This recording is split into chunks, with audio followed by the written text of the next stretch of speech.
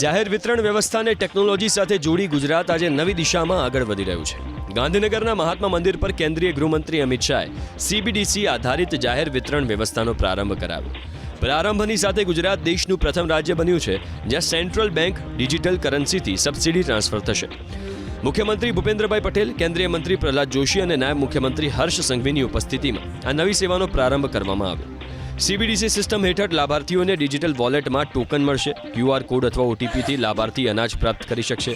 સાથે જ અમદાવાદના સાબરમતી વિસ્તારમાં અન્નપૂર્તિ ગેઇન ATM પણ શરૂ કરવામાં આવ્યું, જેમાંથી માત્ર 35 સેકન્ડમાં 25 કિલો અનાજ મળશે.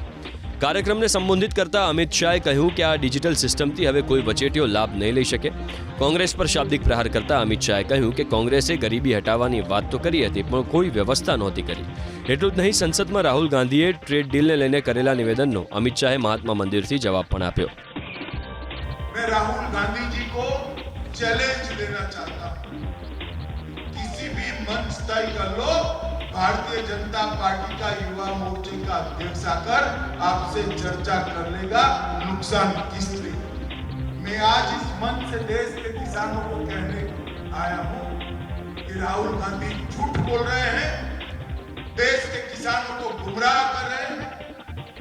इंग्लैंड और यूरोपियन यूनियन के साथ हुए FTA और अमेरिकन ट्रेड डील, ये दोनों समझौते में किसानों को पूर्णतया नरेंद्र मोदी जी ने सुरक्षित किया है.